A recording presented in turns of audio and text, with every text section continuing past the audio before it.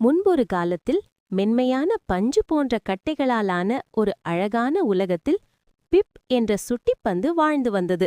பிப்பிற்கு புதிய இடங்களைச் சுற்றுவதென்றால் ரொம்ப பிடிக்கும். இன்று அவன் புகழ்பெற்ற சிரிப்பு பூவை தேடி புறப்பட்டான். வழியில் பிப் ஒரு ஜெல்லி பாலத்தை கடந்தான். அவன் ஒவ்வொரு முறை குதிக்கும்போதும் அந்த பாலம் பாயிங் பாயிங் என்று ஆடியது. அதை பார்த்து பிப் குதூகலமடைந்தான். கீழே விழுந்துவிடாமல் கவனமாக தத்தி தத்தி நடந்தான். கடைசியாக பிப் விசித்திரமான டாண்டிலியன் பூக்கள் நிறைந்த இடத்திற்கு வந்தான். காற்று வீசும்போதெல்லாம் அந்த பூக்கள் தும்மின.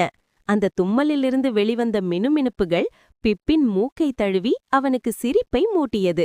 அங்கே நடுவில் அந்த மினுமினுக்கும் சிரிப்பு பூ இருந்தது. பிப் அந்த பூவை தொட்டான். உடனே அந்த பூ ஹா ஹா ஹா என்று பெரிய சத்தத்துடன் சிரித்தது. அந்த சத்தம் பிப்பை ஒரு பந்து போல இங்குமங்கும் துள்ள வைத்தது. மிட்டாய் மலைகளில் மோதி, இனிப்புக் கொடிகளில் சரிந்து, கடைசியாக தனது மென்மையான படுக்கையில் வந்து விழுந்தான் பிப். இலக்கை அடைவதை விட அந்த பயணத்தில் நமக்கு கிடைக்கும் மகிழ்ச்சியே சிறந்தது.